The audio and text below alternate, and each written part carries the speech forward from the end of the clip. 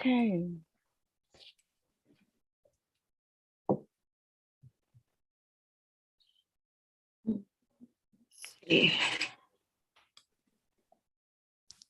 Okay, we're still waiting for Project Find. Yeah.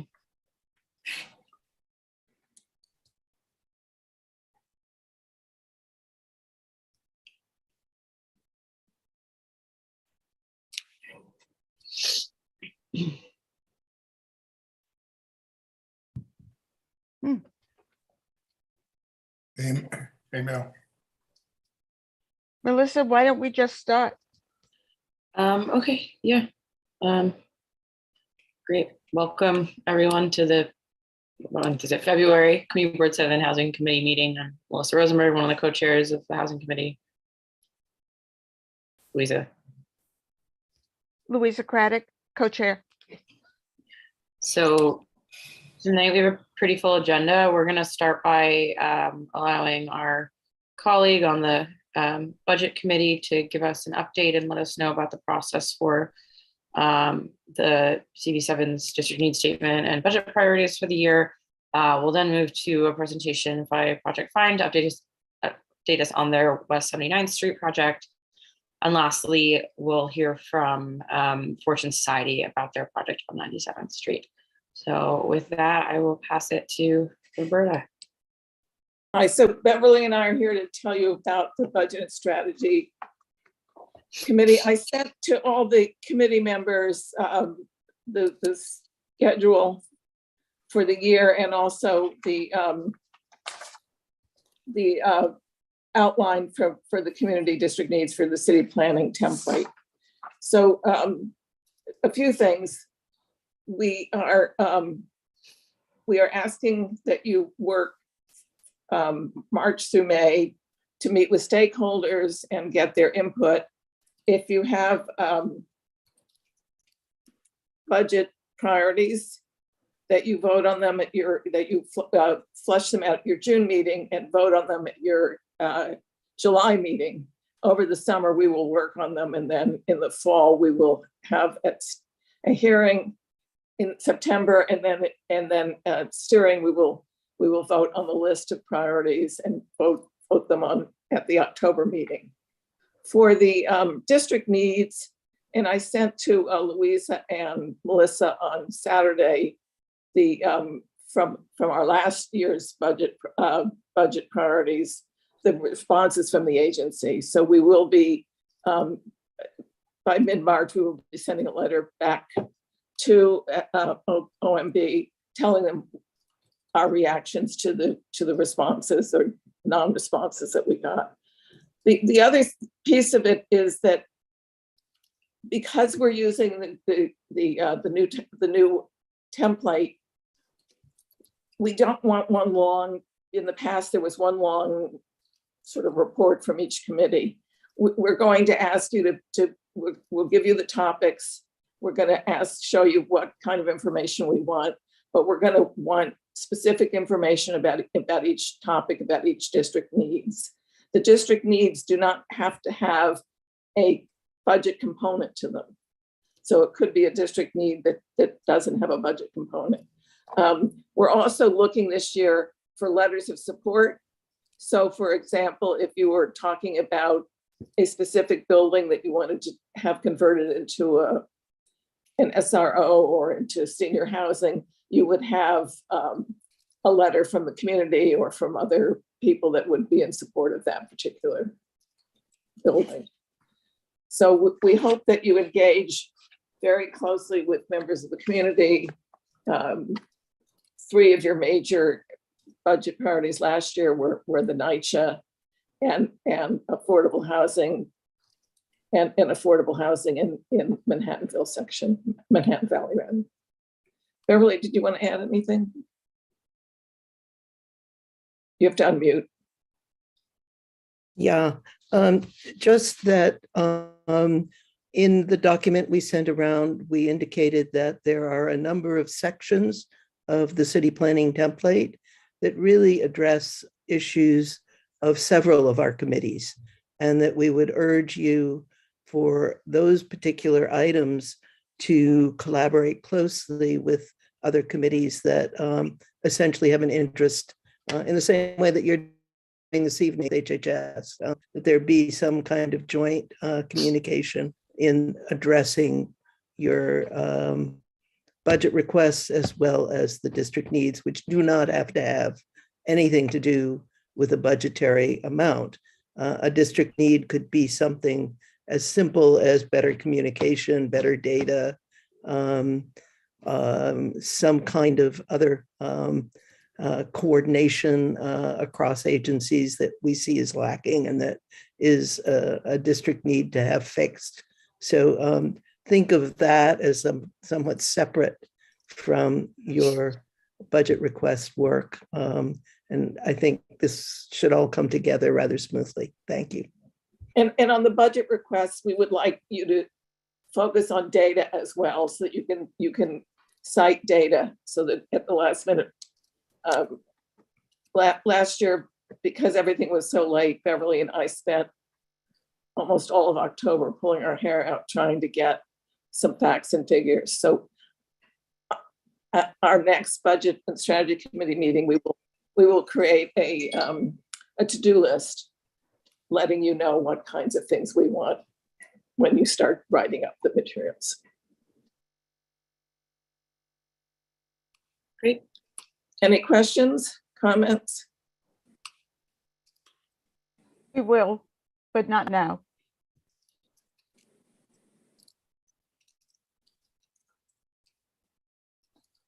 Okay, thank you.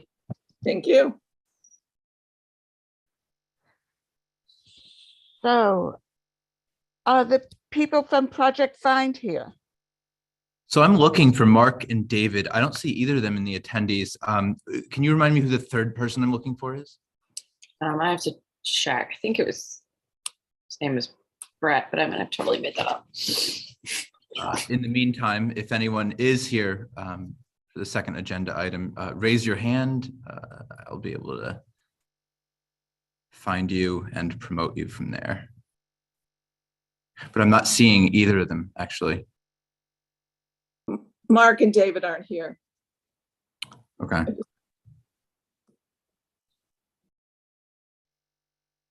Okay, let's move ahead with the Fortune Society. Okay, so the Fortune Society is in the process of buying 258 West 97th Street to turn it into affordable housing, and they're going to present how they're going to do this. And who is the person who's going to do the presentation? Stanley Richards, and we Stanley? have, yeah, and we have a PowerPoint that, okay. And wait, hold on, before we jump in, I just want to say that following the presentation, we'll let the committee ask any questions they have and non-committee members, and then we'll open it to members of the public who have questions or comments on this specific item. Good evening, everybody. We'll start with introductions. We'll start with our president, CEO.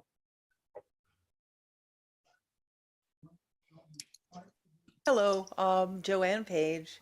I've been president and CEO of the Fortune Society for 32 years, and I welcome the opportunity to answer any questions that may follow Stanley's presentation. I'm And Sherry. Yeah, go ahead, Sherry. I'm Sherry Goldstein, VP of Agency Operations. On Wednesday, I'll be at Fortune 19 years, and I've lived on West 94th Street for the last 35 years and brought up my two daughters in this neighborhood going to public schools up until college. Stanley Richard. Go ahead, go ahead, Colin. My name is Colleen Roach. I have been with Fortune for about 20 years as a consultant doing community relations and public relations. And I'm in the middle of a little bit of a allergy attack, so I apologize if I need to mute myself throughout the presentation. Thank you, Colleen. And I am Stanley Richards. I am the Deputy CEO, and I've been affiliated with Fortune for about 30 years, a little over 30 years. So thank you for inviting us to present what we are considering a huge opportunity for Fortune to partner with Community Board 7 to bring affordable housing to a building that was an illegal hotel. And so we're excited to answer any of your questions and just walk you through our vision for this beautiful building. So, as I said, Fortune is now the owner of that building. We purchased it. We purchased it in partnership with HPD and New York City Department of Social Services.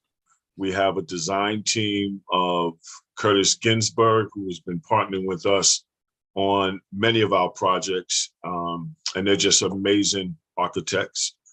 And we have a development team, Amy Lariviere Consulting and Development, and Ted Houghton makes up the entire project team to bring this building into fruition. A little bit about Fortune. Fortune's been around for 54 years. Our mission is really simple. It's to support successful reentry from incarceration and promote alternatives to incarceration. By doing that, we know that we can strengthen the very fabrics of the communities most impacted by mass incarceration. We have been evolving our services over the 54 years. We did not start as a blue ribbon organization. We started very organically, and we've grown very organically. We serve about 9,000 people a year.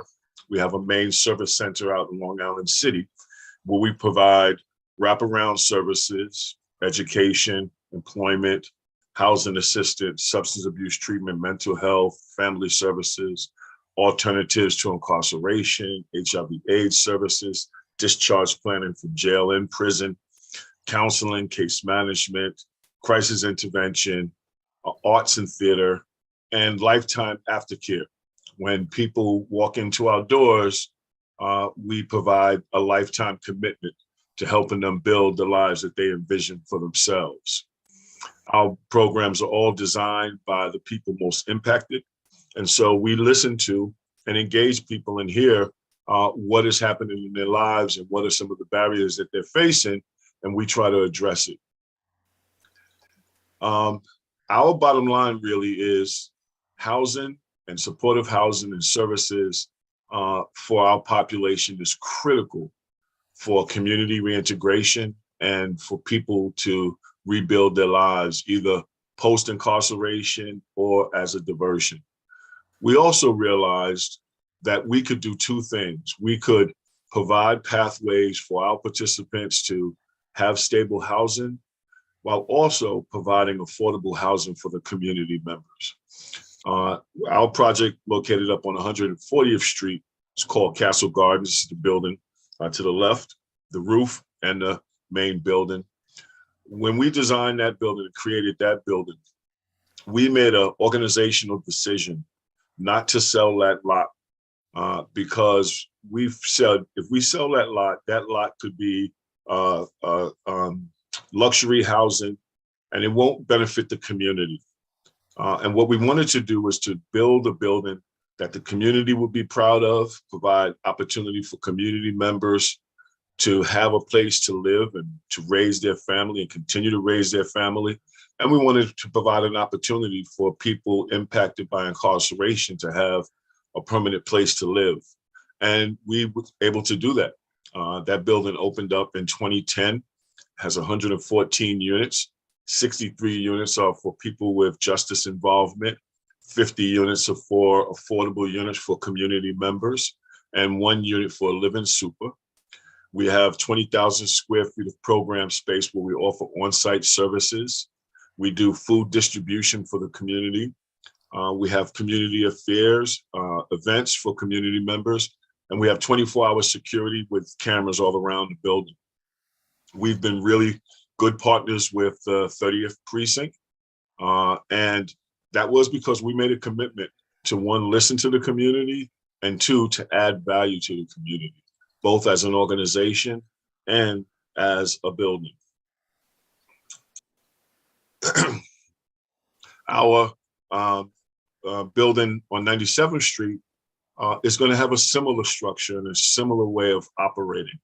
Our commitment is to provide affordable housing for community members, to provide low-income housing for people who are impacted by the justice system, and to create a community that is centered on the humanity of those who are most in need, whether it's a community member or someone who is impacted by the justice system.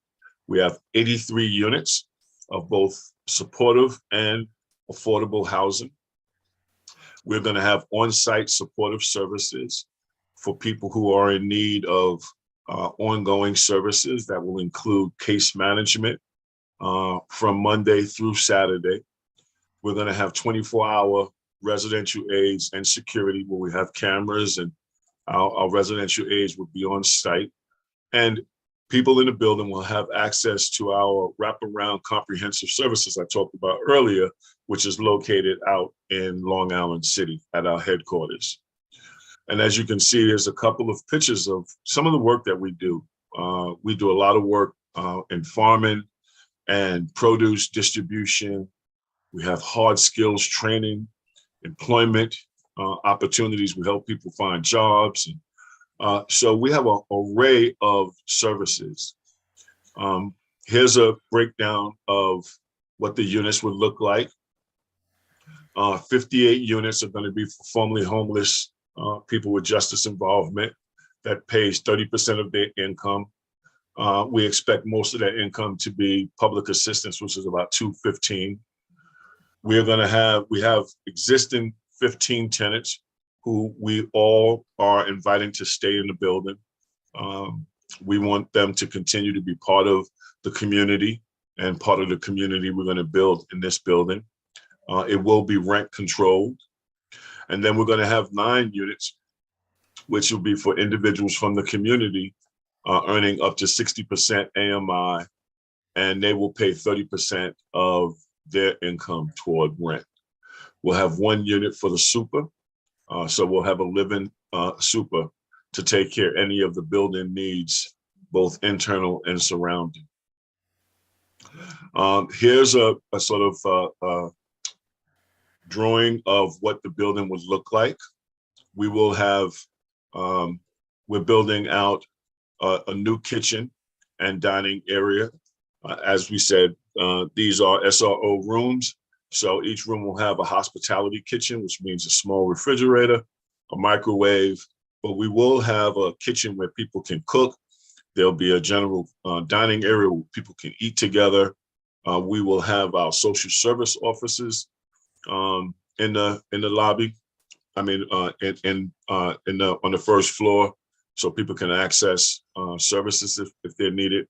And we'll have some rehabilitation that we're going to do. And so that's a sort of description of the kind of upgrades we're going to be doing. The building is a really well-kept building. So we are going to do some minor construction on the inside.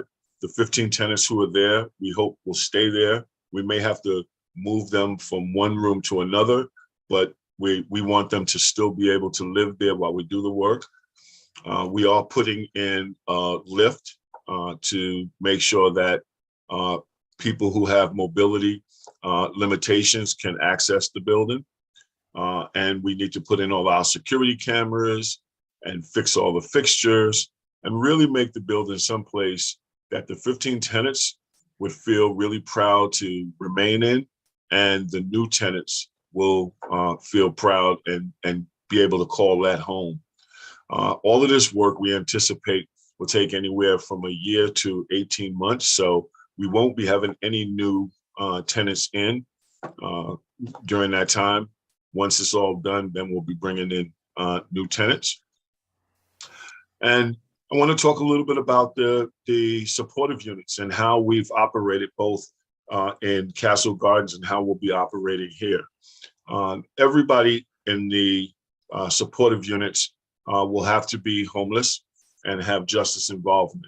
And Fortune, over the years of providing housing since 2002, and before that, various ways, have really built out a way of screening for appropriateness and readiness for the kind of housing that we offer. This is permanent housing. So there's a level of expectation we have that people are ready for permanent housing. It is supportive housing. So there are supports there, but there needs to be a readiness. And so we've developed a rigorous screening process before anyone is admitted into the building. Our commitment to you as a community board, our commitment to that community, and our commitment to all of the tenants who reside there is that we're making a commitment of safety and community. We want to be integrated into the community. We will be encouraging our tenants to attend the community board meeting. We will be encouraging them to seek out volunteer opportunities for many of the opportunities that are around through the church or the synagogue. So we want to become part of the community the same way we made the commitment in West Harlem. So there are some criteria that we will be excluding people, and we want to be transparent with how we're going to be doing that. So we laid out the following criteria. Folks who meet this criteria will not be residing in the building. People convicted of arson, sex offenders who are convicted of offense requiring a lifetime registry, people convicted of methamphetamine production on any rental property, people assessed as posing a risk of current violence, and people assessed as inappropriate for the independent permanent housing model and level of services that we will be providing in there. We have a process where those assessments happen. We have a team of staff who have been doing this and skilled clinicians who will be reviewing all of the screenings and vetting all of the supportive tenants. And so we feel really good about like how we were able to bring people into Castle Gardens and stabilize that particular community and commit to that community. We can do the same thing with this particular project. We have been going around, we've been meeting with many members that are on this Zoom meeting tonight. We have been meeting with organizations and coalitions. We've been talking to anybody who wants to talk to us. We have offered tours for people to come and see what we've done at Castle Gardens, because we want you to know who we are. We don't want the fears and concerns of the reality of your experiences as community members to drive who we are and how we operate. One of the things that I always say about Fortune is an organization that really walks the talk. You have a lot of organizations that will come and say things, but not keep those commitments. We will absolutely keep those commitments. You will see me at community board meetings. You will see Sherry at community board meetings. You will have my cell phone number. If there's any concerns you have, anything you want to raise, you can call me, you can call Sherry. Our commitment is to create a community that enhances the safety and living experiences of the Upper West Side. And we know we can do it. We've done it with Castle Gardens. We're doing it in the Bronx. And we know we can do it with your cooperation and your support. We can do it in the Upper West Side. So here's a listing of some of the folks we spoke to and some of the organizations we spoke to. We are going to the 24th Precinct Community Council to speak and to hear questions and answer questions on the 16th. And we want to be transparent. And I know you may have heard that before. I know you may have had different experiences, but I would encourage you to ask questions, get to know us, and know who we are as an organization and know the walk that we walk. We're really proud of what we've done, and we are excited about what we can do and with your partnership and your support. I want to thank you, and we're here to answer any questions that you have. Thanks so much for that. Rich, I see you have your hand up since we're starting with committee board members. I do, thank you. I know that a big concern that opponents will have is just concerns about security in the area and an increase in crime. Do you have any data showing whether there's any impact in neighborhood crime levels from the neighborhoods where you already exist? I would like to answer that. We work closely with the 30th precinct in our West Harlem neighborhood, and we made a commitment to the neighborhood that the neighborhood was going to be safer because of us. And the security cameras, the lighting, all contributed to that. But when we first came to the neighborhood, people were scared and really worried about an increase in crime. By the time we were developing our empty lot, the neighborhood had turned to support of us, and the community board was supportive as opposed to opposing it. And we put, when we came to the neighborhood, there was an illegal parking lot that was our backyard, and crack dealing, drug dealing in that neighborhood. And we cleaned it out. We eliminated the drug dealing. We basically made the neighborhood safer. And our reference is the community board and the police precinct because we have become trusted neighbors. Thank you, and thank you for the work you're doing. Thank you. Thank you. Okay, Polly.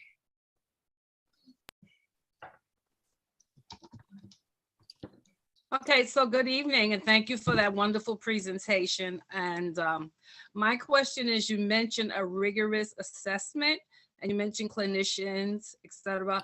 Can you give us a little more information on what that looks like? How long does the rigorous assessment last? Is it like 6 months, a year? You know, also the clinicians, do they have testing? Like what's involved when you say rigorous assessment of a potential resident? Yes, we do both intake and assessment for folks who are coming into Fortune Services. And for our housing in particular, we do an assessment, as I said, around readiness for that level of housing, it's permanent housing. So we do an assessment based on that.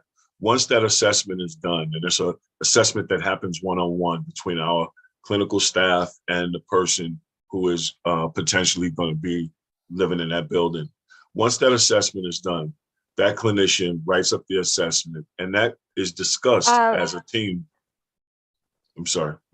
That is discussed as a team about whether or not this person is ready and able to live in permanent housing independently. And based on that collective assessment, that is the approval that the person is ready. Our clinicians range in terms of licensed clinical staff, case managers, and counselors. So we have a real mix of experience and skills to be able to assess the readiness for this person to live in independent housing. But there are two levels of assessment. One is the assessment for entry, and that is the exclusionary categories, readiness to live in independent living. But the other is that we are rigorous case managers, and ongoing assessments, treatment plans, case conferences occur during the life of the person in our residence. And we can vary in intensity based on how people are adapting. We come in closer when people are having problems. When people are well established, it is basically a touch base. But the ratios of case managers to clients is very small, and we have clinical services available. And we have 65,000 square foot of service space in Long Island City, including a mental health clinic, licensed substance abuse treatment, job development, family services, arts activities. So we really have a rich array of services that we can wrap around people. And we provide lifetime aftercare even after people leave our program. Thank you. I really appreciate your feedback. So it sounds like it's an ongoing assessment. It's not something that stops at a certain point when the person enters into that residence. No. So that's comforting to know. So thank you so much. Ongoing Really- assessment and supports. Very important. Let's see, Ethel.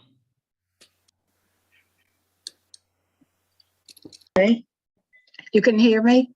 Yep. Thank you. I just have several questions which I will ask as quickly as possible, and some have to do with just quick questions on the services, and then there are a few about the building and the construction that you are intending. Just quickly, the services, the primary services as you've described, exist in Long Island City. Am I correct? The And case, so yeah, the case I'm sorry, go ahead, please. the case management is located in the building. And That's what I wanted to know more about, please. Yes. Yeah, that is the primary service with hands-on, the residents. And the supplementary services are available in Long Island City. Right. So there's a certain amount of square footage that is available within the building for the case managers and the consultations, and I assume private and professional a part of the building, so that people can have that. And you're going to have that allocated as part of the reconstruction, perhaps, of the interior of the building? Yes, and in fact, we're converting some of the hotel rooms, if you will, to office space and meeting space. And we're going to be retrofitting a kitchen and a gathering space on the lower level. Okay, so I'll get back to that in a minute. I won't take long. You mentioned, or I'm sorry, I think it was, if I may use your first name, Stanley. I think that that you mentioned, I hope I remember correctly, that you had services, a variety of them, the 6 days a week. And then I just registered, I made a note to myself, what happens on Sunday? Is that it seemed like all you were describing of services were the 6 days, and I was just not clear as to how that works out. Is staff around on the 7th day, or are the kitchens working? Just very quickly, how that, if you could tell us. I know that's detailed, but I just like to get a sense of it in terms of the 7-day life. Yeah, and, no, and thank services. you. Yeah, Yes. absolutely. So we're going to have a 24-hour residential aid. We'll have a live-in super. So we will have staff on site 24 hours, 7 days a week. Our on-site case management, we will be providing for 6 days on site. So our operating hours at Long Island City is 8 to 8. And we envision something like an 8 to 8 with a Saturday version of on-site services. But for staff, we will have staff on site 7 days a week through our residential aids. And case managers available on call. Yes. Thank you. And at night and weekends. I'm sorry. Big question one on the reconstruction that you're doing and the SROs. As I understand it, it has been an SRO, so it has that configuration of what is it, 1 bathroom for 6 rooms, or how is that working, and to what extent are you refashioning it, and what will the model be, and the workable model be of, is it in fact something like 6 to 1, or will there be different ratios and different distribution of bathrooms and individual rooms? So it's 2 bathrooms per floor, and some units have ensuite bathrooms. So it varies because the building got modified over the years. That's what I wondered about. So, okay, go ahead. Yes, please. And also, just so you know, on each of the floors, there are units that didn't have bathrooms that we feel are too Right. small to put people living in. Okay, So there'll be less units for those bathrooms on the floor. So we basically picked up this building and it was advertised as having 92 rooms, and we are turning it into 83 rooms because the rooms were much too small at certain points. so will you conform as what you're doing to the legal requirements and all of an SRO, that's what the building is, although you mentioned ensuite bathrooms and so on, but is that the building type and what the legal type is by the law and by the most recent requirement, just to understand what the nature of it is.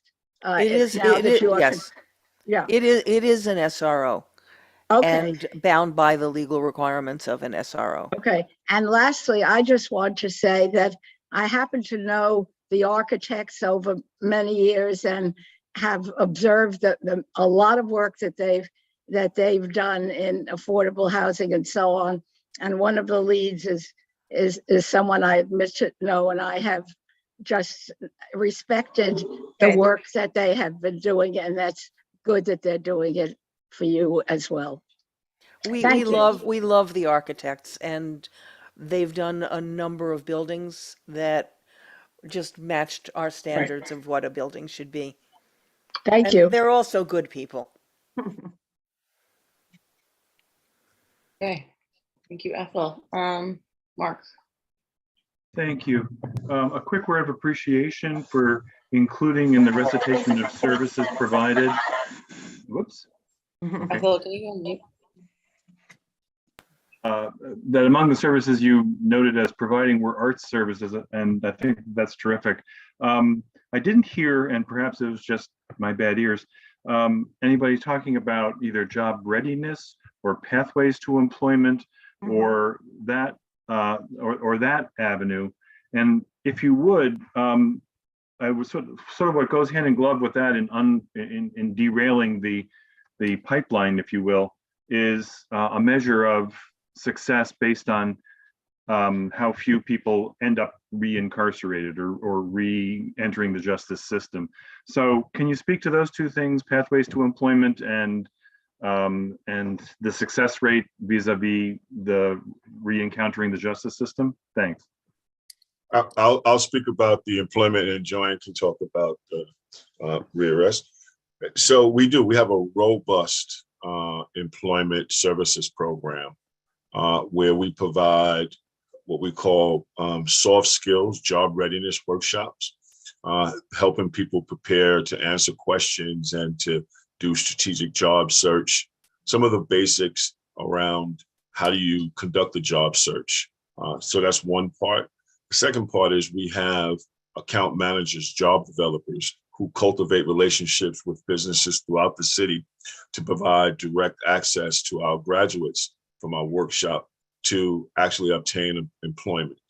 We have job retention staff who, once a person gets a job, they help them work through what does it mean now to be an employee? How do you hold on to your job? And then once you get that first job, how do you build a career either in that job or use that job as an opportunity to build your skills and be able to move on to something else that provides you a livable wage and a way to take care of yourself and your family.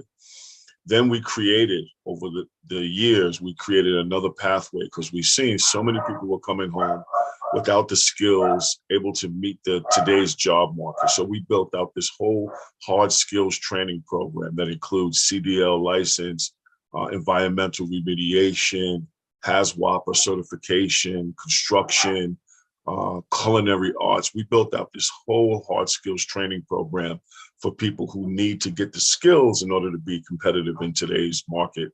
And so we have a robust employment and back to work program at LIC that all of these folks would be eligible for and would be encouraged to participate if they don't have a job.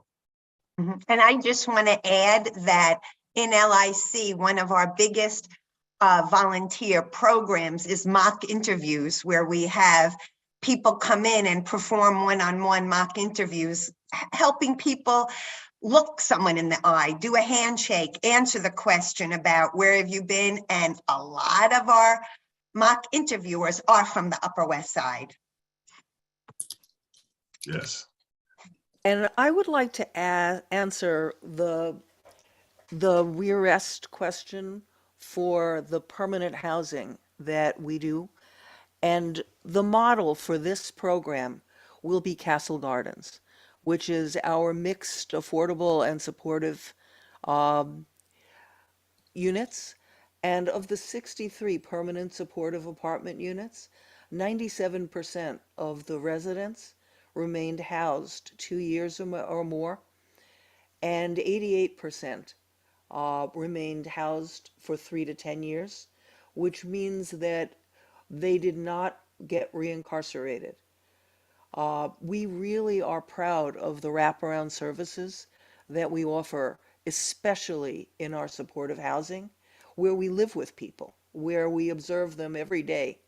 And our recidivism rate, also, if you know criminal justice statistics, basically your rate of recidivism is higher in your under 30s, and the average age of our population in residential is somewhere north of 40, 50, which means that they're past the recidivism age of highest risk.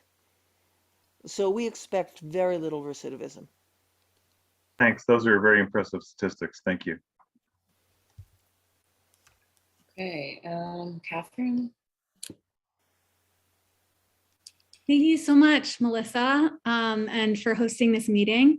So I want to thank all of you for being here tonight and for the amazing work that you're doing, which I really admire. And I appreciate what you shared about this making our community on the Upper West Side better. And I expect that too, and I'm excited to have you here. As community board members, we will be the representatives of your organization and residents. So what can the community board do to be helpful in supporting your success and the success of the residents? Is there anything we can do? And then what can Upper West Siders do to be good neighbors and welcoming to the residents? Like, are there concrete examples of things that we can do as community board members and as good neighbors? So I think that what you need to do is realize that our former homeless clients have faced stigma most of their lives. And if you get to know them as human beings and invite them into your church, into your volunteer opportunities, they're eager to build new lives, and we select people for that. And I think just we are going to make this building transparent, and we are going to include meeting space for the community. Get to know them, welcome them, get to know them by name. Make them welcome, because they're not used to that. Sure. And also judge us by who we are, not by the examples of shelters that may have been experienced by you. Right. Thank you so much for that, and I will look forward to getting to know you and everyone that's a part of your community, a part of the community. Thank you very Catherine. much for that question. Paul?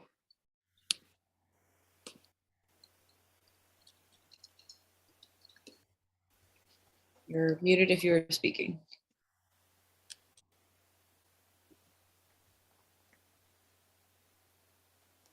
Right. Hi. I live on 97th Street. My children grew up here, went to school here.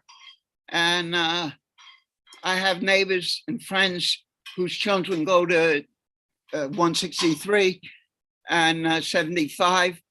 And I'm wondering what sex offenders are accepted into your program. So level 1 classified as low risk. And I'll give you an example of one of the clients that we had.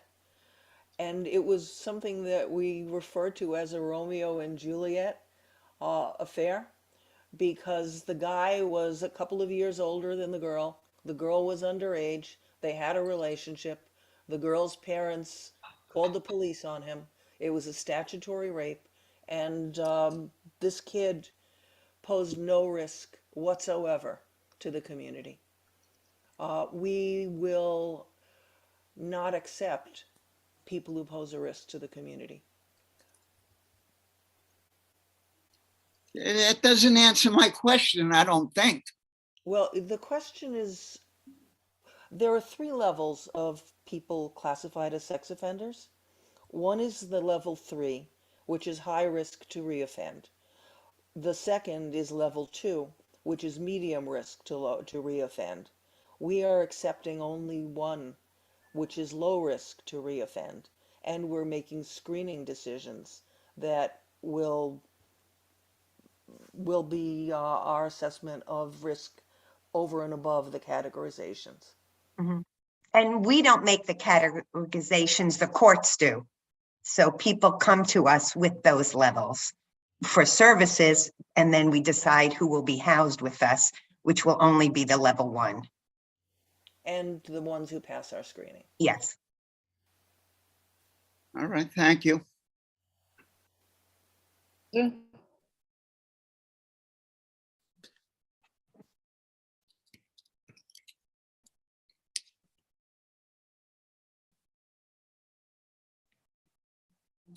Louise, are you asking a question? Oh, sorry, I was waiting for everybody else first. Thank you very much. You've answered so many of my questions. I was just wondering, this is permanent housing, but what happens when you have clients who have gone through job training, who have jobs, who are making a certain salary and want to move on to a regular apartment, not an SRO, and you feel is ready for that? Is that part of the program? Is that encouraged? Mm-hmm. How much turnover has there been at Castle Gardens where you have people who actually move out? Yes. I just want to say Joanne gave the statistics of how long people have lived with us. Most of the people have moved out, have reunited with their families, which is very positive, have gotten a partner, so they do want a bigger space, Right. or have moved out of the area completely for various reasons. So when we look at those who are still not with us, the majority have left for really positive reasons. And unfortunately, yes, a few have passed away while living with us because they are older folks and have had not such great health care all their lives. But yes, we definitely do not frown on people moving out for better space. We also consider that a success and have the employment services and the family services to support it. I expect that the turnover rate will be higher than at Castle Gardens because these are SROs and the others are apartments. And if a single becomes a double, right, and enters into a relationship, they're not going to want to live in an SRO. And if they can afford to move out, we will support them in building the skills and in family counseling. So I expect to see 2 groups of people. One is a person who may be elderly, may have health problems, and this is going to be their home for life. And the other is people who are going to form families, get good jobs, and will move out for very positive reasons. Thank you. You just did mention something about healthcare, and I was wondering, Do you provide it on site? How do you provide healthcare? We are affiliated with various healthcare organizations, and we refer out. We're not a medical organization.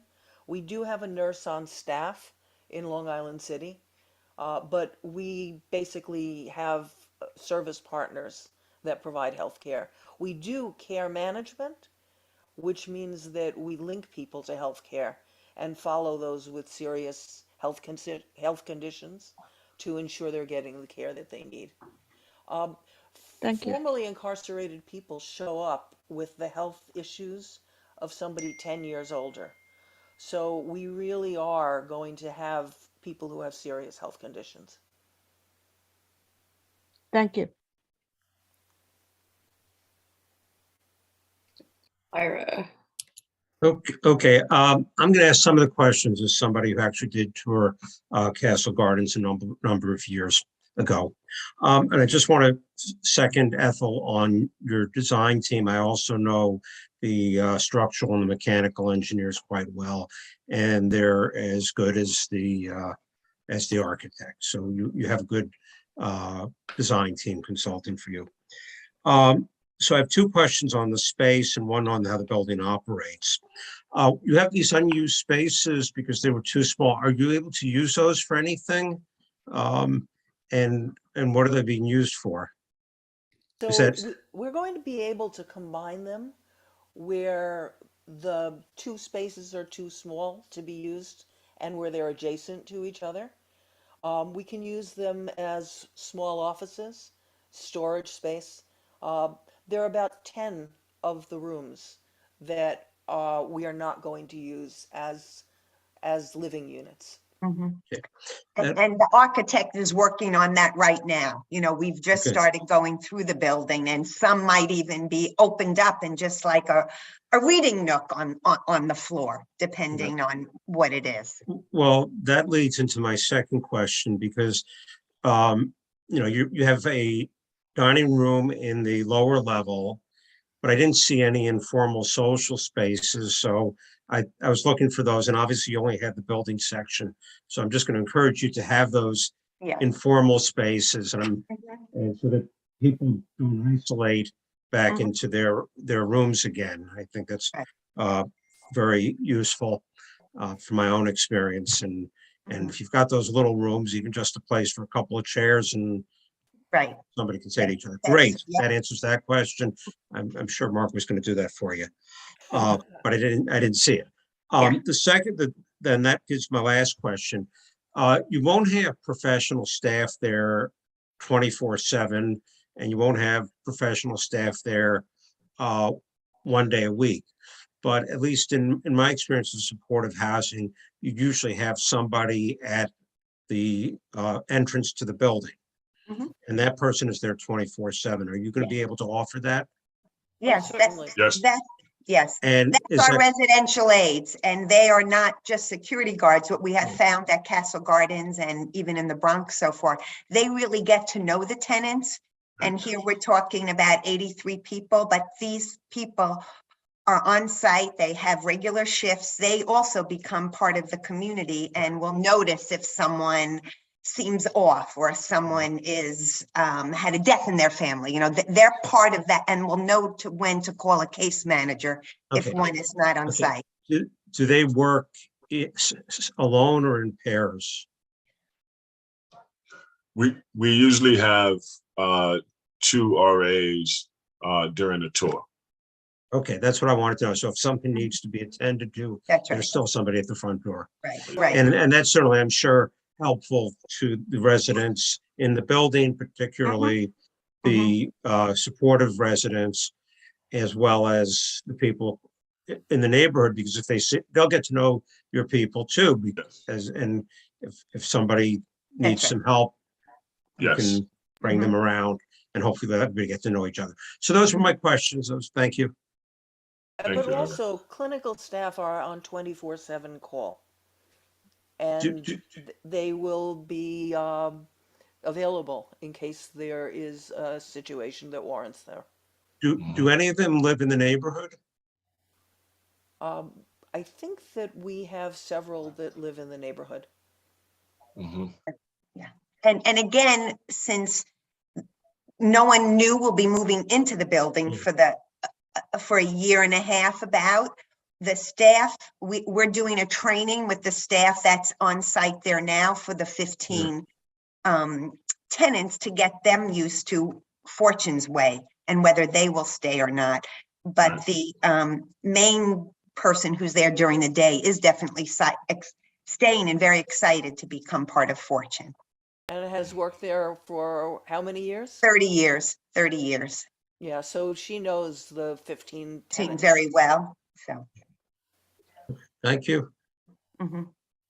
Madge. Are there any large communal rooms? We could have ping pong table or a television set or anything like that. And is the kitchen ever providing meals, communal meals? Yes, and No, we're last going- yeah, we food equals love, and food just warms up a community. And so we do a lot of our activities around communal meals. And there's going to be a shared space that we're creating in terms of the cellar, and shared spaces throughout the lobby and so forth. So once Mark and Toby and do their magic, we will see what kind of, if you mention a ping pong table or a pool table, whatever, we'll see what could be put in where. We're also going to be repaving and cleaning up the back area so we can put some tables and chairs out there also for the nicer weather.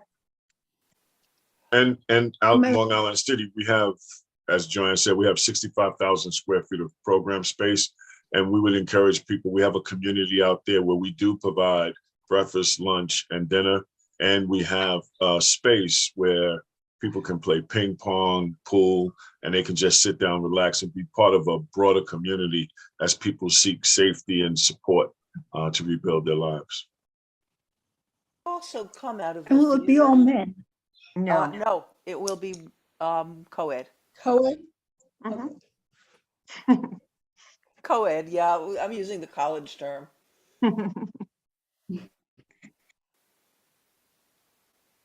Is that it, Madge? Or?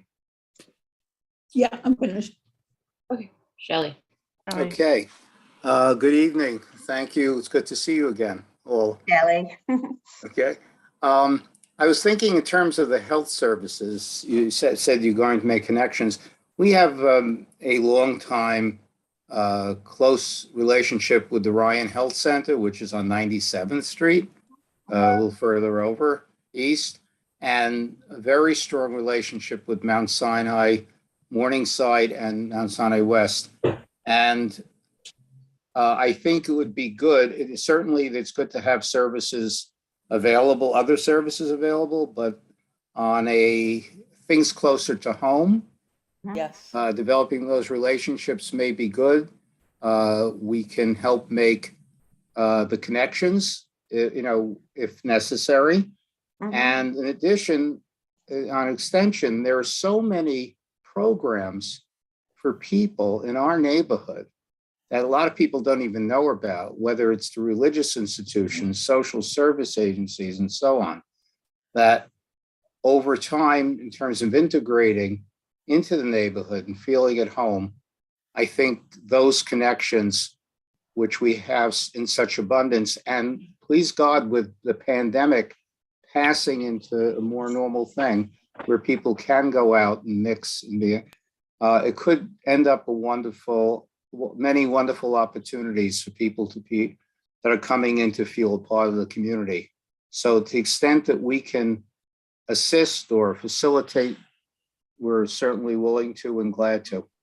Thank you. That is very much appreciated, because this is a neighborhood of opportunity, and we want our people linked to the opportunities that exist here. All right, Miranda. Hi. I know you mentioned like a interview kind of review and process to get to be able to live in the space. Do you anticipate like a lot more applicants than you have space for? And do you have any sort of recommendations or pathways that you help people on if you don't have a space for them? You know, that is the heartbreaker question. Of the 9,000 people who come to us in a year, at least 25% are homeless. 50% of the people who come out of state prison are released to the city large barracks style shelters that are rife with drugs and violence.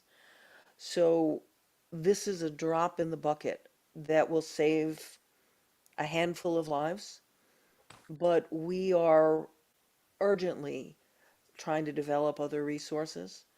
And we are looking at another building that we're going to be constructing that will be open in 2024. And we just went into a partnership with Bronx Pro, a for-profit developer, where we are operating apartments for seniors. But the need is overwhelming, and we only meet a fraction of the need.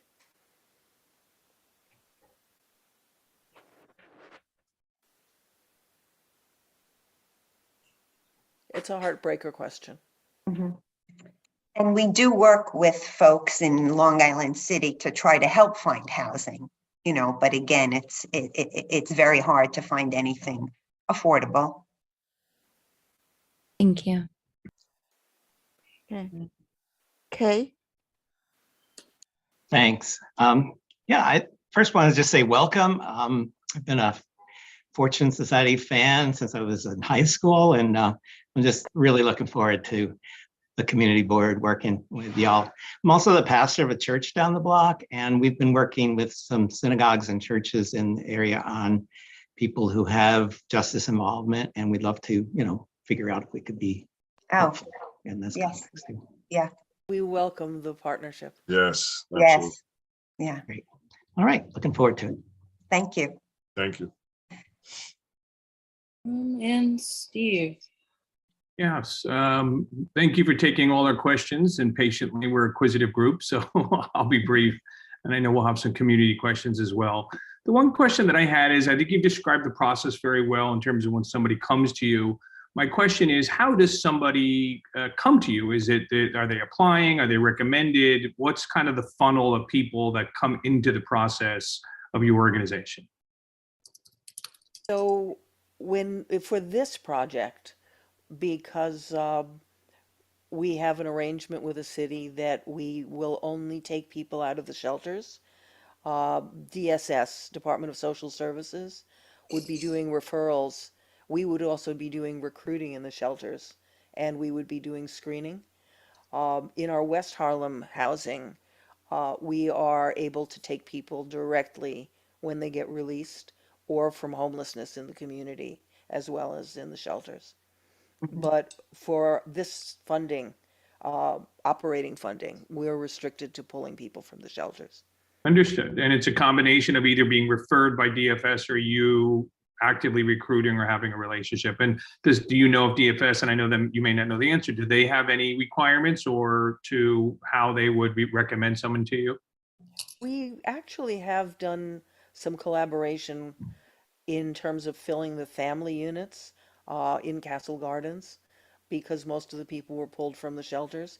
But we also have a certain number of clients who are currently living in the shelters and coming to us for services. So we will be recruiting among those who we know as well. Understood. And my last sort of nuance is, and maybe, is there any data? Do you have any numbers? And what's sort of the average time someone stays with one of these units? I know we keep referring to the one in West Harlem, and maybe there's not a ton of data on it, but I'm just curious if there an average lifetime of how long someone has been in a unit. I think the average is about 7 years, but I expect the average to be a lot lower, because I think that singles will develop families and move out, whereas the Harlem one is apartments. Okay, thank you. And Harlem's only been open 10 years. So when we say 7 years, that's just out of 10. Well, So, that's why I was referring, I'm sure it's not Yeah. an infinite amount of years, so Yeah, there may be limited yeah. date. But 7's a significant amount of period. I mean, it's not 7 months, so I think that's good. And No, I no, would no. view that the longer someone stays, the more they're ensconced in the community and all positive things from that. Thank you so much for coming today and answering my questions. Thank Thank you, Steve. All right, Roberta.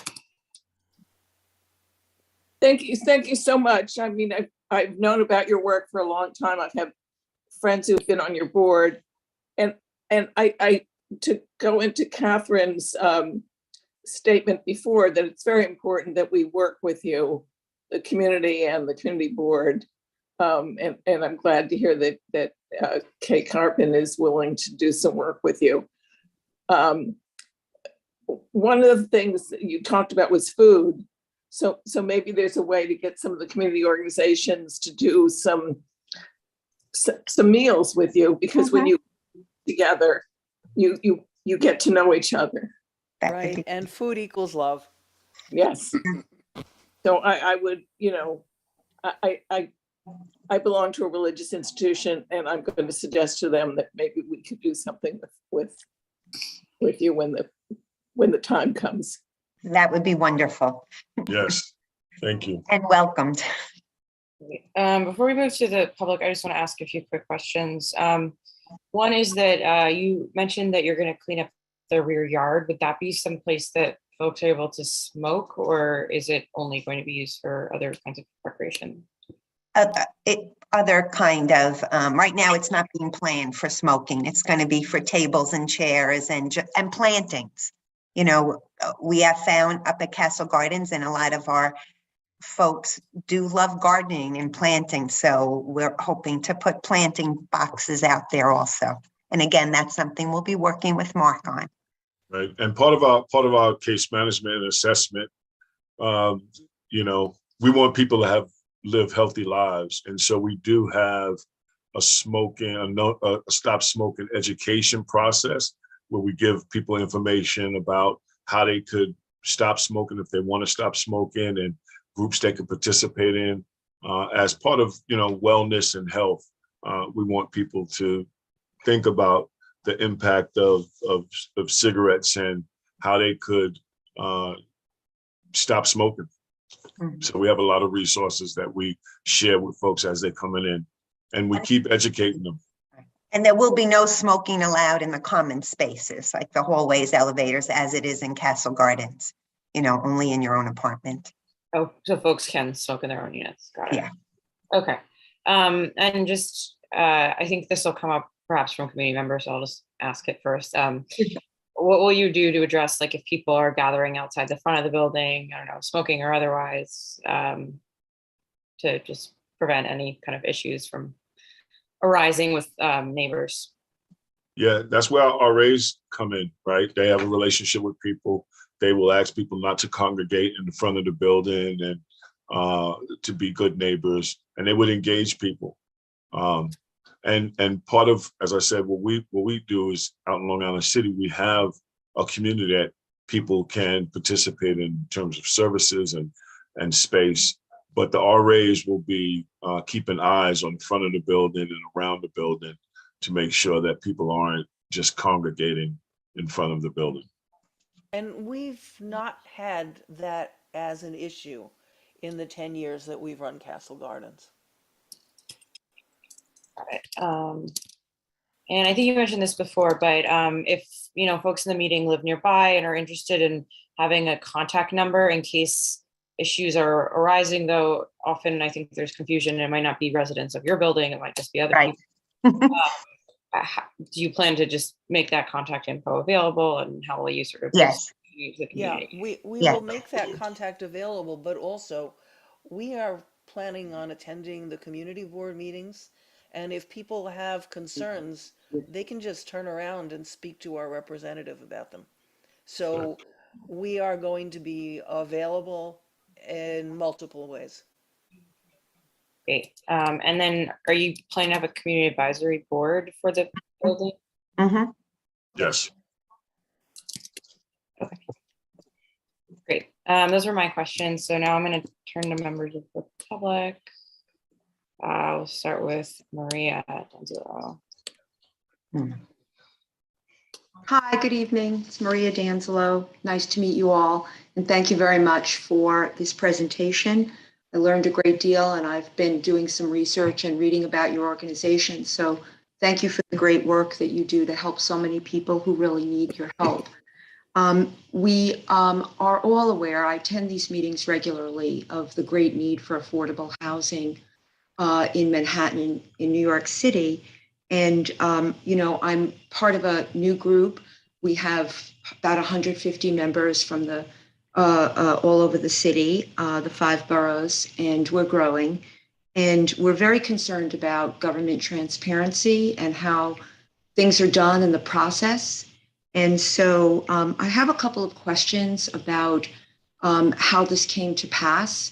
And I just want to say, in the context of these questions, that I have great respect for the work that you're doing. But I also need to note that there are 10-year waiting lists for seniors to get affordable housing in our neighborhood. There are young people who can't afford to live in New York City, artists, writers, musicians. There are people who are disabled, LGBTQ youth. We have a lot of needs in our city. And so I want to ask some questions about the process for how this happened. And my first question is, it was reported that this transaction was concluded on January 31st, 2022 for $11 million. And the report states that this was the direct result of a settlement with a case brought by the city against the previous owner, Hank Fried, for running a hotel in violation of the 2010 law, which only allows SROs to be used for permanent housing. The newspaper reports fail to link the connection between the lawsuit and this resulting purchase. So I wanted to ask you about how those two things are connected and whether there was any city council involvement or process in accordance with the requirements of New York City law. This appears to be a settlement of a city lawsuit, but there doesn't seem to be any transparency in how this happened. I do want to say I greatly appreciate the transparency that you're promising to this community, and especially into how it's being run. But I do have to say that as somebody who's been attending these meetings for a long time, as recently as last month, when this committee brought up the issue of housing SRO hotels and the conversion of those hotels, this issue was not mentioned. And in fact, I don't think, unless I'm mistaken, this committee had no prior knowledge or awareness of this particular transaction. So I appreciate the spirit of transparency, but honestly, I don't feel like this is getting off on the right foot. So let me explain how the Yeah. process happened. Mhm. We basically saw the opportunity to acquire a hotel No. as a means of cutting short the 5-year process to build housing from the ground up because of the desperate need. And we explored a number of options. And we basically bought the property Can on you the speak open. louder? Sure. Is this better? Yes. Yeah, we basically bought the property on the open market through a broker. We didn't become aware of the city suit until later in the process. And the two were not connected, except that we basically needed the suit to be settled so that we did not have the property encumbered with the city sanctions based on the illegal use. We closed on the financing and purchased the building on January 31st. But in the agreement, in the sales agreement, we were sworn to silence and couldn't reveal the property negotiations because we basically signed a condition with the owner of not speaking about the deal. So the two were not connected in terms of our acquiring the property. because we bought it on the open market. But the issue of what the city could settle with was a potential encumberment to our ability to get a loan to buy the building. So that was the connection. We were not permitted to speak until we completed the deal, but it was a deal on the open market. And what was the reason for the confidentiality clause in the contract of sale? It was a condition of the seller. And is there any government money being used to finance this transaction? Government money is going to be involved in the construction and in the operating money, but we are getting that government money largely through competitive bid. And when you say that this was a public sale or it was an open market sale, were there any other bidders on the property? Was it a private sale that was offered to you, even though it was open market? So it was called you and closed. We were approached by a colleague, by a broker. Can you name that broker? We were approached by a colleague who was looking at creating housing opportunities through the sale of hotels. And he is the consultant that is listed on the PowerPoint, Ted Houghton, who basically has done a number of arrangements for nonprofits and is a consultant for that purpose. And is he paid? Is he a paid consultant? We are paying him because he brought the broker and he brought the deal to us. We have two consultants, right? And they basically talk to us about what funding sources are available, write proposals for us, and so forth, and help us get financing. And he suggested this was a property that we might be interested in after having offered it for consideration to a number of nonprofits, and we were very interested. I mean, I'm so grateful to your transparency right now. I really appreciate the forthrightness of your answers. It is very concerning that all of this was done without any community board input or any community board involvement. And, you know, I get it. You're doing very important work, but as I started off by saying, these are, you know, big needs in the neighborhood. And it's very unclear to me how consultants and brokers can be doing these kinds of deals, you know, without community involvement about what maybe the priorities are for this community. So well, I think it happens all of the time, and we normally inform the community at the first time that we can, and I think we've done that because our first stops were the community board and the elected officials. And we basically made them as soon as we could reveal that we made the purchase. So I think in this world of private business and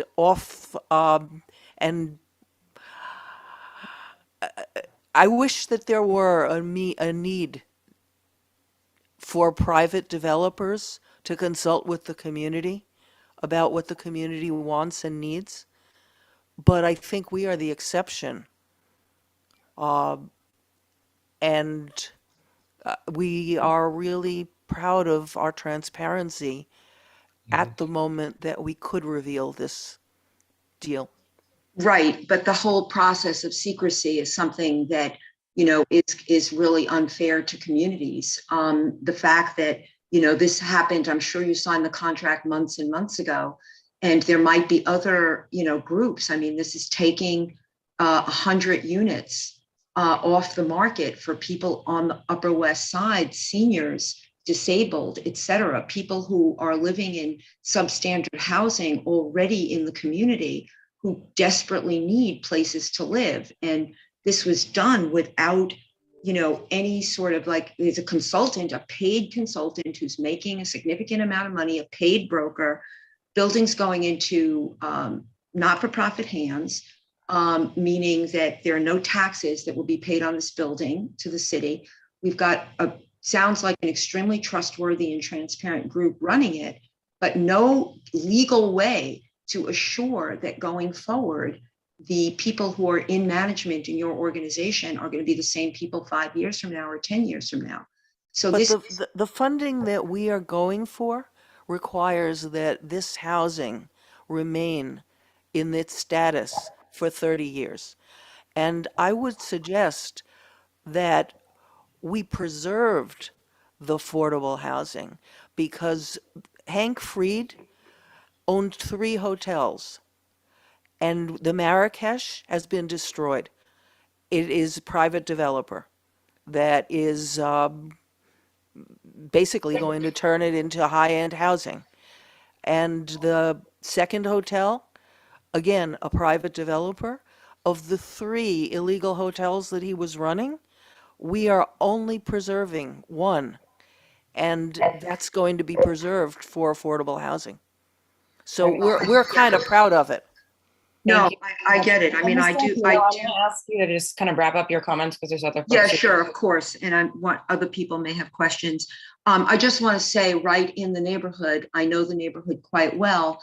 I have spoken with a number of people who live on, I think it's 95th Street, and there are quite a few similar facilities right in that neighborhood. So that's another factor that has to be it's actually true. I mean, I spoke directly with people who are living in facilities who are recently decarcerated, who are on 95th Street. So I personally spoke with them.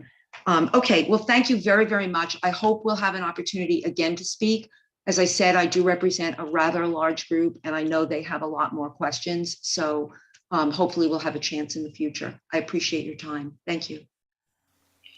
And just, Joanne, do you want to just speak to quickly if you will plan to coordinate with other service providers in the neighborhood? Say that again? If you guys are willing to coordinate with other service providers who might be located in the neighborhood. Oh, yeah. We normally collaborate with our sister agencies, and we're particularly meeting with Goddard, who is one of our sister agencies. But yes, we certainly are going to be collaborating. And also in the past, Wishfish, we've worked back and forth with them throughout the years, especially since Paul Freitag is the executive director, because he helped us build Castle Gardens when he was at Jonathan Rose. And we still will continue to work with him. Great. Thank you.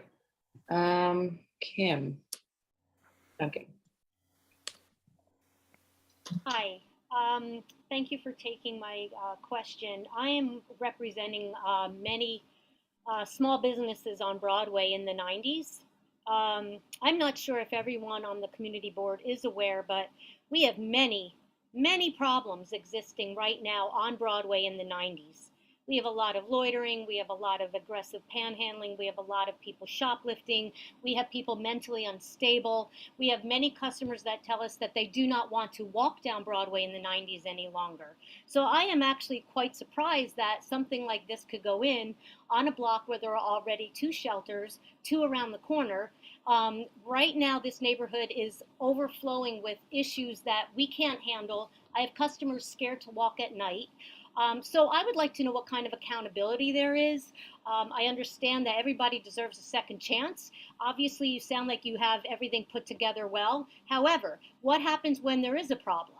What happens to that person if they go back on all of your services, not taking advantage? How do you make sure that they're not roaming the street, actually getting into trouble maybe with people that are already struggling on the street and causing a lot of issues for store owners? There are 14 vacant stores between 96th and 101st Street on Broadway. I don't know if the community board is aware of that. That is tax revenues, sales revenues that are not coming in already. We can't keep up with the problems on Broadway in the 90s. So what happens if there is a trouble in your facility? I understand you have 24-hour and security, but what will you do if someone is causing a problem? I'd like to know the accountability. Where do they go during the day if they don't have a job? Long Island City is a pretty far ride, and that's not something they can just walk across the street and do. So please let me know your accountability. We are very upset and we are very anxious about what's coming. I understand it's a year and a half from now, but what will happen once it's in place, and how will you make sure that the residents and the small businesses in your immediate vicinity is not having further problems that are already being caused by the oversaturation of shelters and assisted housing already here? And if you read the West Side Rag comments, I'm certainly not alone, and I'm speaking for about 15 to 20 stores right now, but there are a lot of residents very upset, and to have all this done in secrecy and not let anyone in the community know first, please let me know your accountability to make sure that this gets done right, and if there's a problem, we want it taken care of immediately. Thanks, Ms. Duncan. So what I would suggest is that you consider our record of 10 years of running similar housing in West Harlem.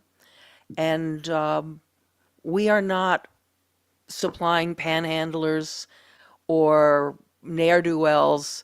We are supplying people who are trying to rebuild their lives. That's And wonderful. A lot of people rebuild lives. I'd like to know the accountability if it goes wrong. I'm not worried about your record. Also, let her please finish speaking and responding to your question. Thank you. so the accountability is that if one of our people, including affordable or supportive tenants, is causing a problem, call us. We will address I it. want to know what happens, not call you. I need to know what happens when you are called. This must have happened before, so you must have an answer. Actually, it doesn't happen. Never. This has never happened. Never happens. You never had a problem in the community once with anyone. When we had it, I'm talking about the building across the street where one of our residents sat down on their bench, and the person called me who was concerned about it, and we spoke to the person and said that's private property. We straighten things out. Okay. We straighten things out. What happens during the day? How do you know they're going for services? I know you have case managers there, but I'm sure you don't know where they're going and what they're doing all day long. Correct?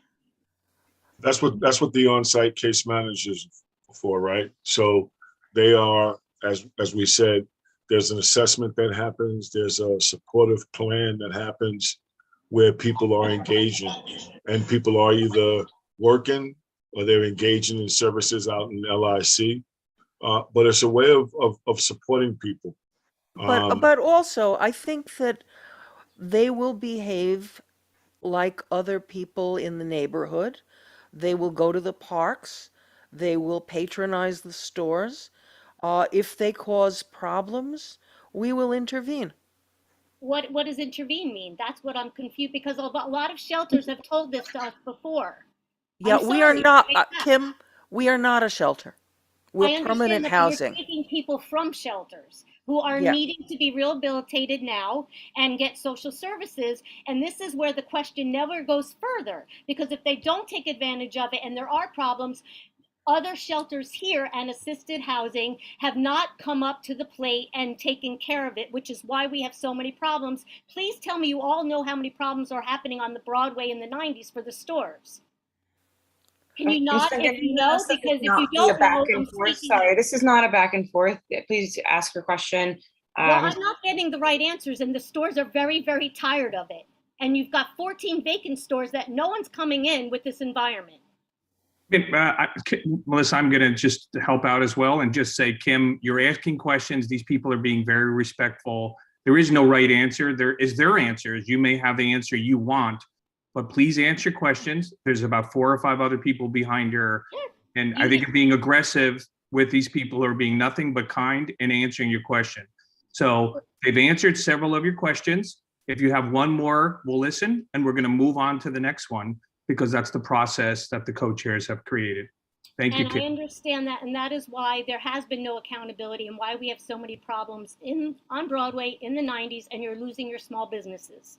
Again, But what I will say though is that we can't resolve your problems with people who are not our residents. And nobody is our resident that's causing you current problems. And we will supply you with a number that you can call with 24/7 security, with people who will come down the block and intervene when we are taking residence. Well, I guess my But last question we is, we will promise accountability. Okay, thanks, Ms. Duncan. Appreciate your questions. All right, Mr. Zavalos. Feels unmute. Hi, can you hear me? Yep. Great. So just wanted to say I'm a big fan of Fortune's work, and I'm really thankful for what you're bringing to the neighborhood, bringing housing that should be housing back online, housing, formerly incarcerated people who, of course, are seniors and may have disabilities, and, sort of run the gamut of need, and really grateful for that. And I live just 4 blocks away, and I'm excited to see this. And I also have, as someone mentioned earlier, I also have, part of a religious institution, and or a member of a religious congregation rather. And if, there's ever I could be of help, I could be happy to send the suggestion over to my church as well. One question I do have for you, some of the rent control, the rent stabilized tenants might obviously elect not to stay as, the building undergoes a transition. What are your plans for for making the apartments available? Are those then covered by your regulatory agreement, or are those going to be listed as just, rent controlled or rent stabilized apartments in the market? Thank you. So Housing Connect, people would apply. They need to be 60% AMI or lower. And we managed to get Section 8 vouchers where people will pay 30% of their income. So does that allow you to, sorry if I can jump in, to serve folks below 60% AMI? Most definitely. Terrific. Thank you so much. Peter, please.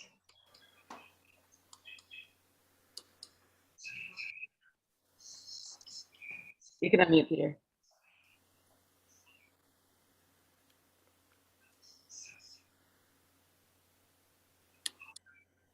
Sorry, I'm sorry. I thought I was unmuted already.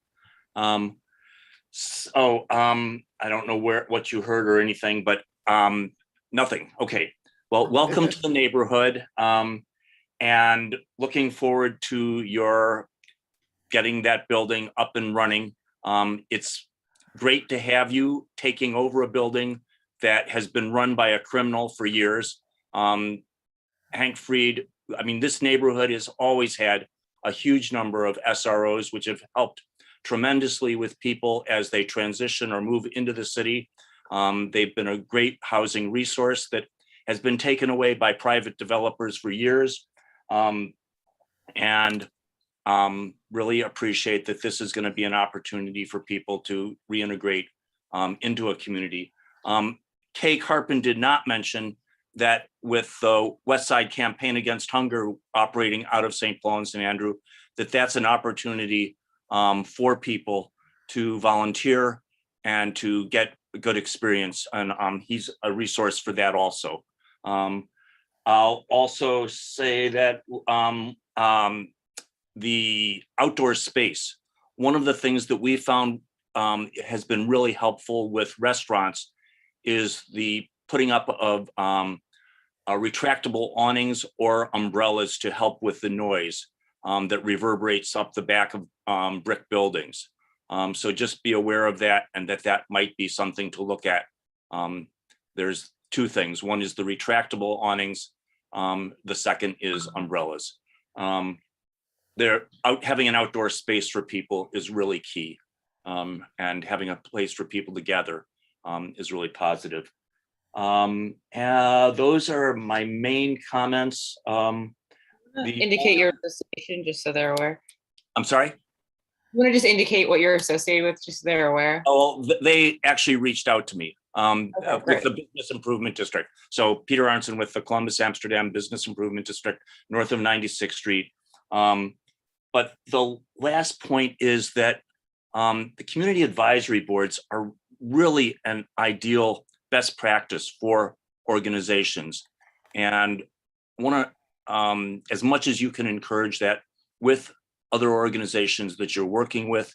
I mean, we did one with the Wisfish building that went in at 108th Street, and I think that has been a positive force.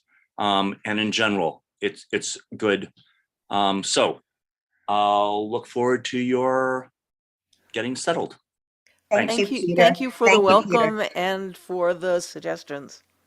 Yes. Okay. I'm gonna allow Martha, I don't know, is your last name? I'm sorry, Greenow to speak. Unmute. I have a couple of questions. Can you hear me? Yes. Yes. I understand that Fortune has been involved as one of several participants in a program, Justice Involved Supportive Housing. Yes. Will residents, proposed residents in this building be part of that? No, those are among the most high need people in New York City who bounce between the shelter system and the jail system. That is, we run that program. It is among the most troubled of our clients, and these people are going to get screened because we would need the JISH clients are not ready for the building that we are proposing. Thank you for that. Another question is, I gather one of Fortune's models is to often have scatter site housing so that you have one location and then you have people living elsewhere in the community, possibly accessing services within one of the building sites that Fortune controls. Is that part of the model for this? No, this is congregate. It's not scattered site. Well, I understood that this building is congregate, but would possible scattered site other Fortune clients be accessing services within this building?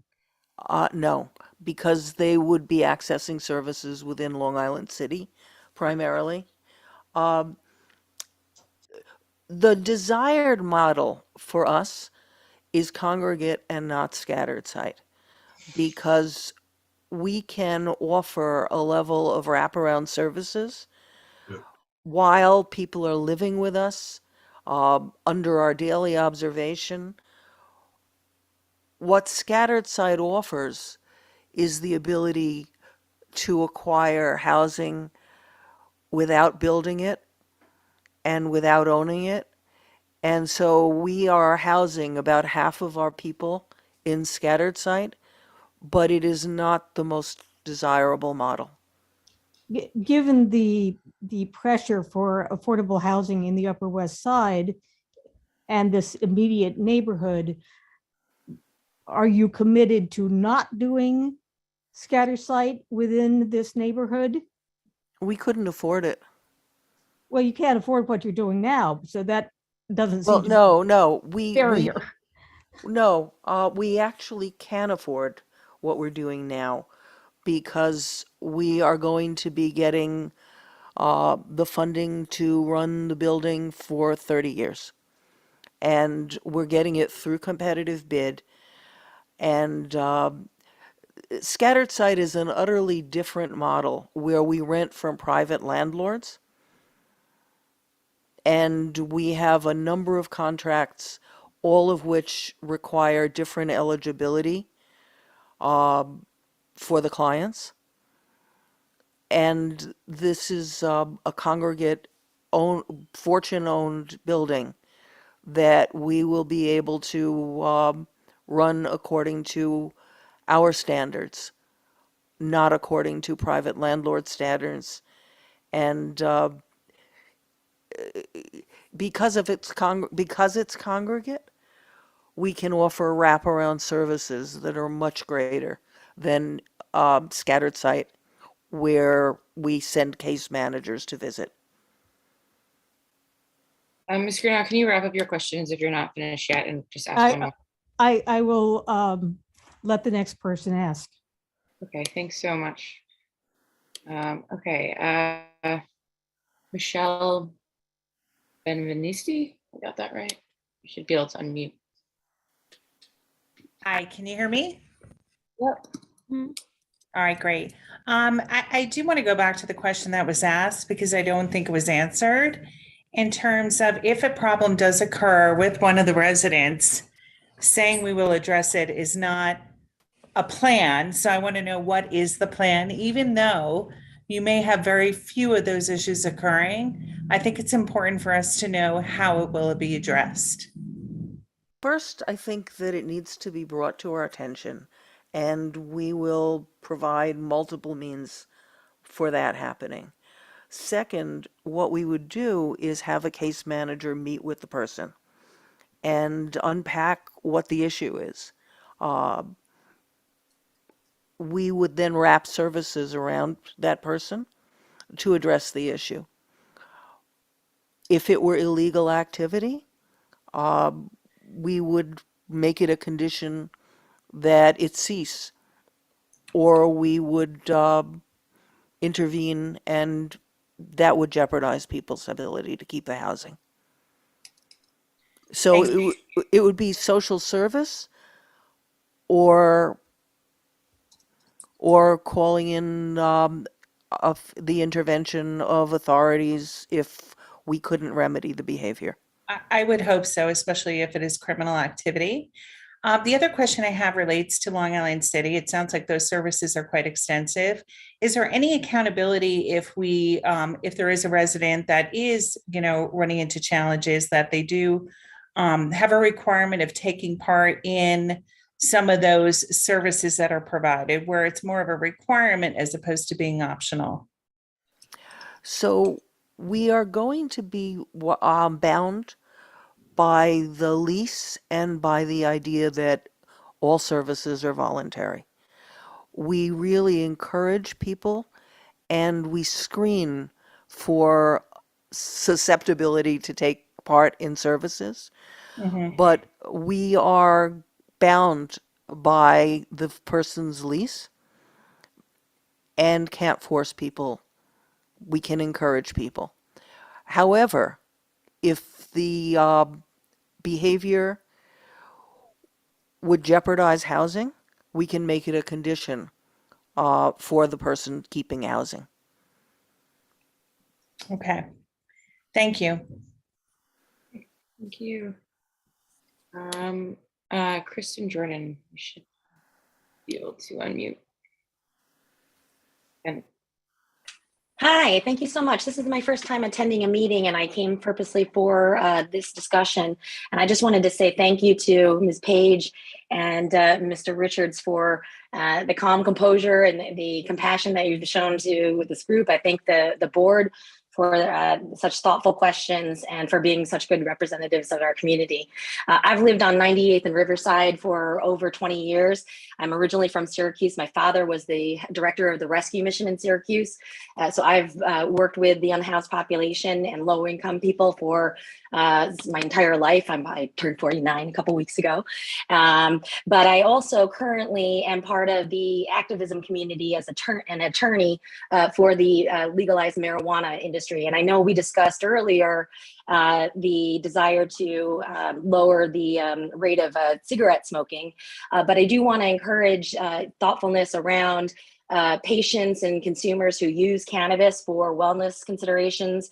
I know from my work that low-income people tend to smoke raw material flour, and that can be offensive to some people, but I want to make sure that there will be appropriate places for that consumption. We know this to be a health and wellness medicine, and something that people of color and low-income people can really benefit from. So wanted to just say that I appreciate, as somebody who's used to smoke cigarettes and has quit that, that there is motivation to get people off of cigarettes, but we know that cannabis is a wellness and a medicine. We also know that the governor and our current agencies very much favor people who've been involved with the justice system to participate in this industry. And so I'm hopeful that there might be some entrepreneurs within your organization that would be encouraged to pursue those opportunities that are now available to them. As we know that this is a new form of generational wealth for some people.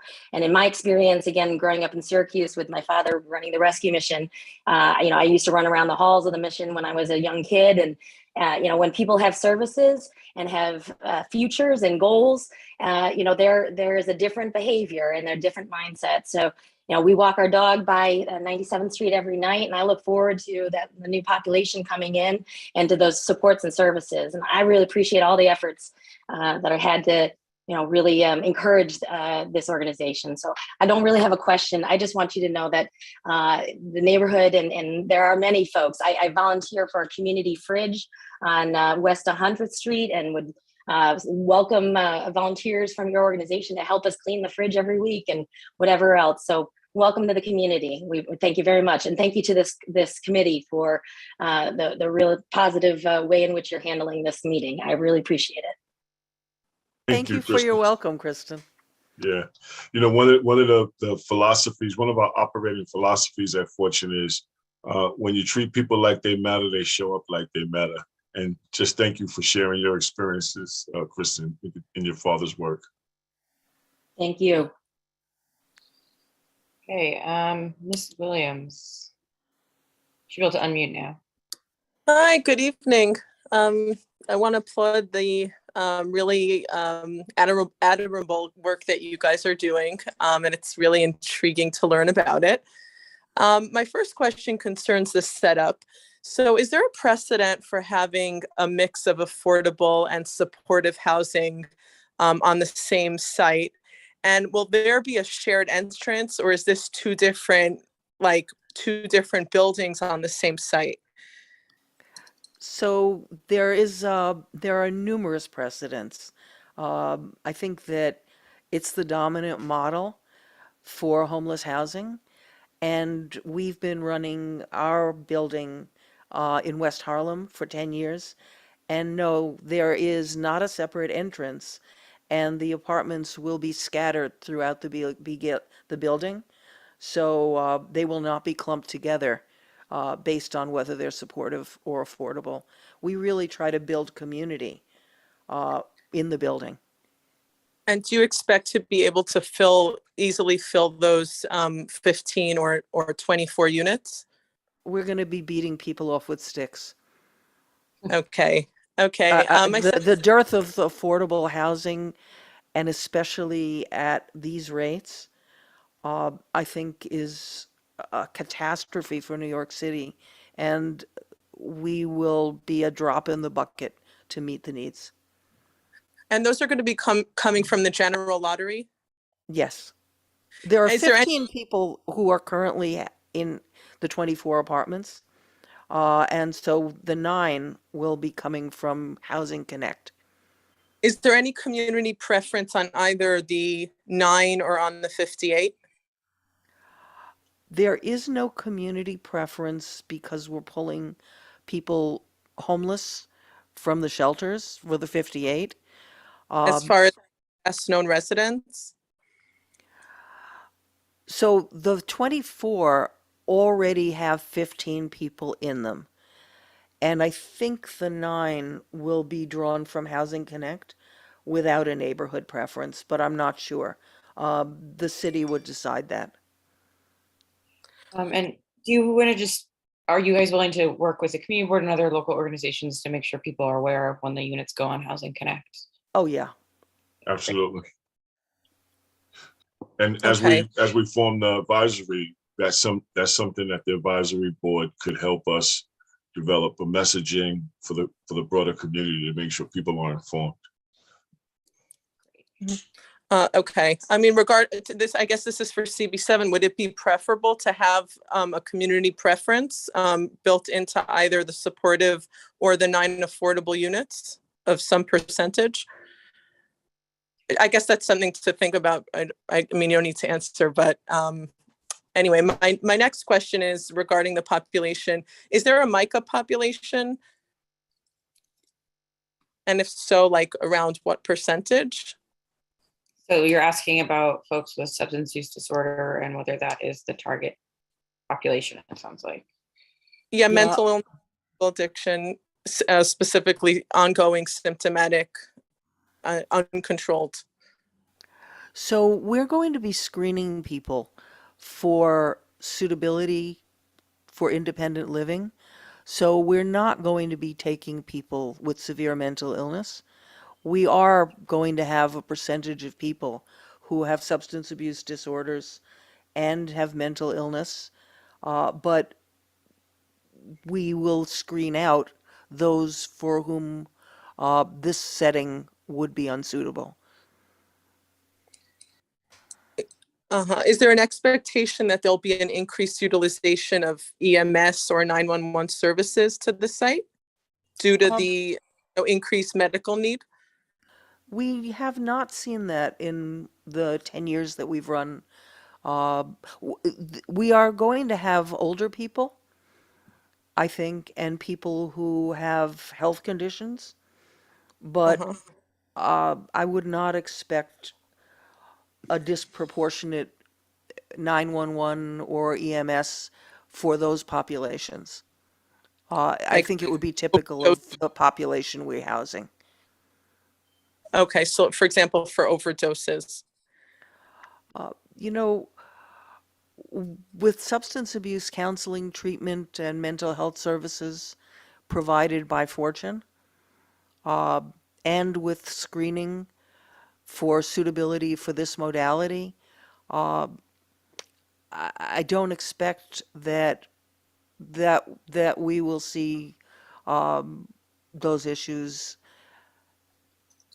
in frequency. Okay, thank you so much. We wish you the best of luck. Thank you so much. Thank you. Just want to acknowledge that our council member has joined us. Hi, council member. Feel free to make remarks if you wish. And otherwise, if I see one more hand up, no, never mind. Any other questions before we let our new neighbors leave the meeting?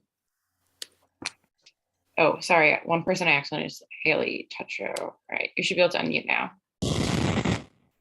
Hi all, very, very quickly, I promise. Just when you have organized things at your Long Island City campus and or on a regular basis, will there be any transportation options other than public transportation that you'll offer to the tenants? You know, we really have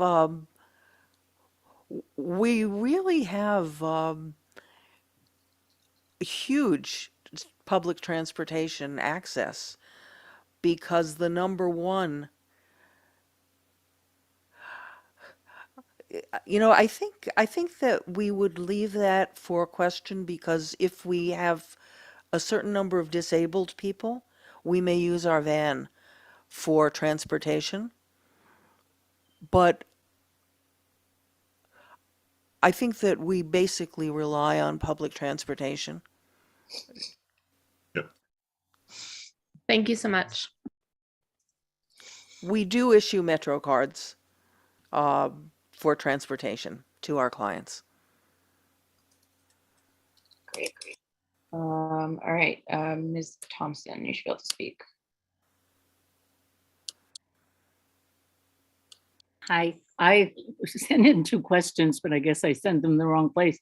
I had a question about accessibility. You mentioned a lift, and I recently in a wheelchair, so I'm very questioning all this kind of stuff as I run into them. Do you have steps? Will you have a ramp? And do you have elevators? We have elevators in the building. There are steps. And because this is a historic district, we have explored the idea of a lift that goes to the cellar. And we are pursuing funding to make that possible. Is it possible to have a ramp? Um, My experience with lifts is not good because somebody has to run them, and there's often nobody to run them. So, like the Well, post office. what we're going to need to do is get approval, and a ramp would, we scoped out what a ramp would entail, and it would need to extend too far onto the sidewalk to reach the required slope. So the building does pose challenges, and the lift seems to be the one that will address that. And that would be a substantial renovation that would need to be approved. But we are planning on it, and we're pursuing funding for it. Good luck. And my other question was about, this is all single people. What happens when someone has a girlfriend or a partner or a child or whatever? Are they allowed to have guests in the house? And how is that handled? So this is really a single person occupation. And what we expect is that people will have families, and that will be the incentive to move out.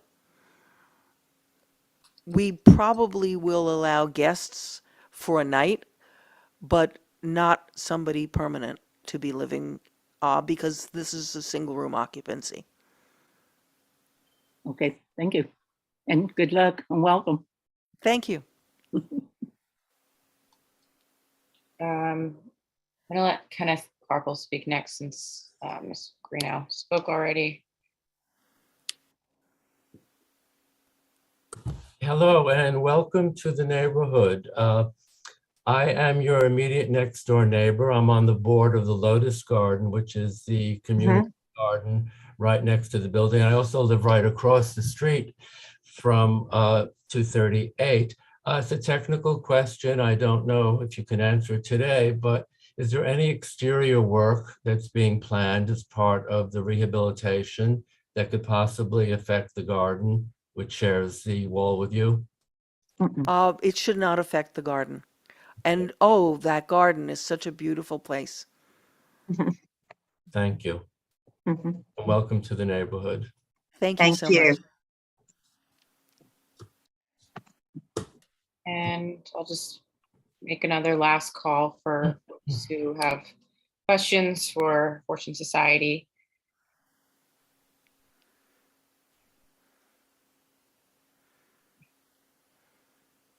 Since there are no more questions, it looks like I'll just thank you for your time, and we look forward to staying in touch and being updated as this project moves along. Thank you for your Thank time you. and attention. Thank you. Thank you. Good Thank night. you. Bye. Good night, Good everybody. night. Good night. Good night. Melissa, So- it's Max. I just have a quick update. I just want to say that with regard to agenda item number 2, Project Find will be appearing in the near future, and we'll have an update shortly as soon as we hear back from them. Okay, Melissa, I just want to say that I hope this is recorded so that the other nonprofits in the city could learn how to be transparent and open. It would be a very good lesson for them. That's the way that Fortune operates. But I think you should make it clear that this is the bar that others have to attain, and that they should do it in the same way. So congratulations to the board. And obviously I'm a big fan of Fortune Society and this project, but really congratulations on the way in which it's been presented. This is not easy. And everybody else should just take note. Thank you very much. Thank you, council member. On that high note, since the last agenda item is no longer, I think we can move to adjourn our meeting. Okay. Thank you all so much. And thank you, members of the public, for your really thoughtful questions. Have a good night. Great meeting. Thank you. Thank you. Sorry, everybody, I lost the video and everything, but sorry.